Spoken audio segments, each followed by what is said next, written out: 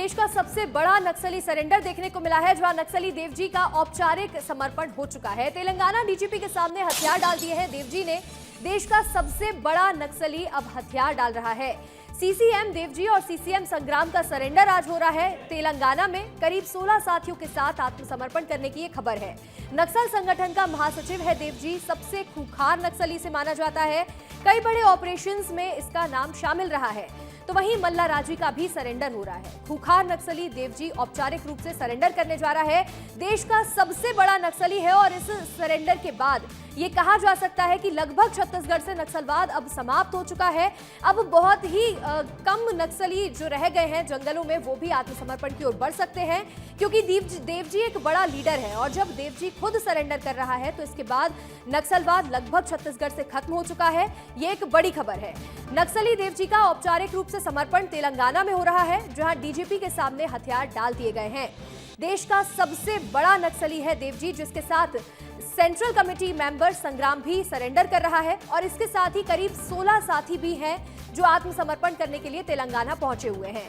नक्सल संगठन का महासचिव है देवजी, जिसके ऊपर 6 करोड़ का इनाम घोषित है। तेलंगाना में सिर्फ 25 लाख का इनाम है, छत्तीसगढ़ में 1 करोड़ का इनाम है और ऐसे कुल 6 करोड़ का इनाम देवजी के ऊपर घोषित किया गया है, जिसमें मल्ला राजी भी अब शामिल है, जो आज आत्मसमर्पण कर रहा है तेलंगाना में।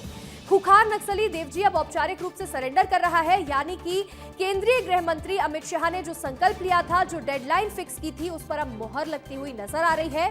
ये डेडलाइन 31 मार्च 2026 से पहले लाल आतंक को एक तगड़ा झटका लगा है।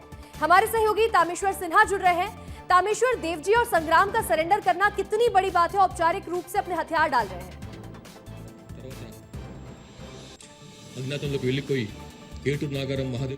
नक्सलवाद के लिए जो है आज जो है बहुत बड़ी खबर है। देश का सबसे कुख्यात नक्सली देवजी, उसने जो है तेलंगाना पुलिस के सामने जो है सरेंडर कर दिया है। इस सरेंडर के बाद आप ये समझिए कि पूरे नक्सलवाद संगठन जो है समाप्त हो चुका है, बोल सकते हैं हम, क्योंकि देवजी वो नक्सली था, नक्सलियों का ये प्रमुख नेता था, नक्सलियों का मुखिया था।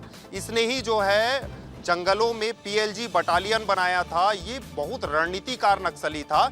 जब हम देखेंगे कि बाकी नक्सली सरेंडर कर रहे थे तो इस देवजी ने ही पूरे नक्सल संगठन में सशस्त्र हथियार को आगे बढ़ाने की बात कही थी, लेकिन आज जो है वो खुद जो है सरेंडर कर रहा है। इसके साथ जो 3 और प्रमुख नाम है, उन नामों को भी जो है मैं बता दूं कि मल्ला राजा रेड्डी, जिसे संग्राम नाम से जाना जाता है, वो भी जो है एक बड़ा नक्सली लीडर है। इसके अलावा दामोदर, जो हम लगातार बात कर रहे थे कि दामोदर भी देवजी के साथ सरेंडर कर सकता है, उसने भी आज जो है तेलंगाना पुलिस के सामने हथियार डाल दिए हैं।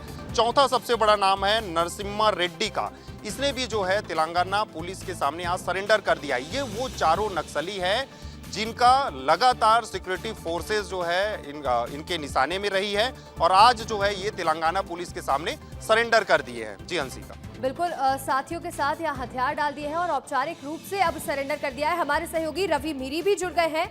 रवि, सुरक्षा बलों के लिए इसे कितनी बड़ी कामयाबी के तौर पर देखा जाएगा, जिस तरह से देवजी और संग्राम दोनों ने अपने हथियार डाल दिए हैं? कामयाबी है, ये सफलता है, ये बहुत बड़ी सफलता है। क्यों बड़ी सफलता है? क्योंकि अब नक्सलवाद का मूल नाश हो चुका है, क्योंकि उनके सबसे बड़े नेता जिसके नाम पर ही नक्सलवाद चलता था, देवजी, उसने सरेंडर कर दिया है। तो ये बहुत बड़ी सफलता है और जो नाम सामने आए उसके नाम के बारे में जानकारी दे रहा हूँ। सबसे पहले तो देवजी के कितने नाम थे वो भी बता देता हूँ।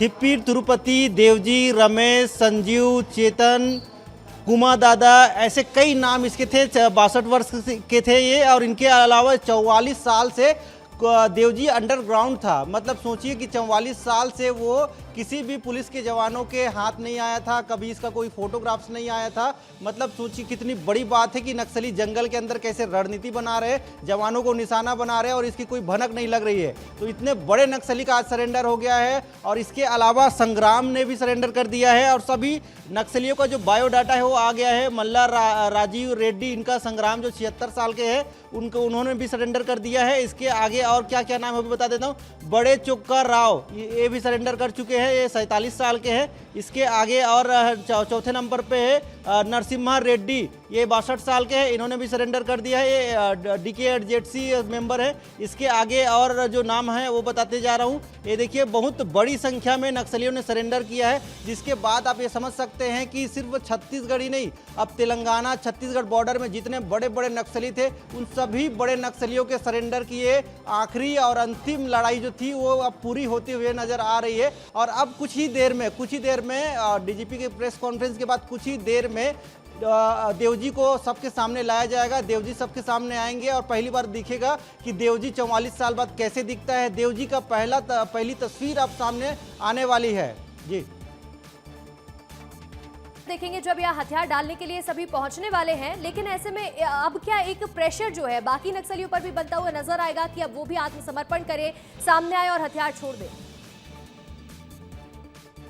देखिए ये बहुत बड़ी उपलब्धि इसीलिए कहा जा रहा है क्योंकि जब पूरे संगठन का महासचिव सरेंडर कर देता है तो उसके संगठन के साथ काम करने वाले जितने भी नक्सली हैं, छोटे नक्सली है, वो सब के सब सरेंडर करने वाले हैं। छत्तीसगढ़ में एक अकेले नक्सली बचे पापा राव, वो भी इन्हीं के नाम पर काम करते थे और वो भी अब सरेंडर करने वाले हैं। मतलब जितने भी नक्सली बचे खुचे जंगल में हैं वो कुछ दिनों के बाद सब जंगल से बाहर आएंगे, सब मुख्यधारा में जुड़ेंगे, सबका पुनर्वास होगा।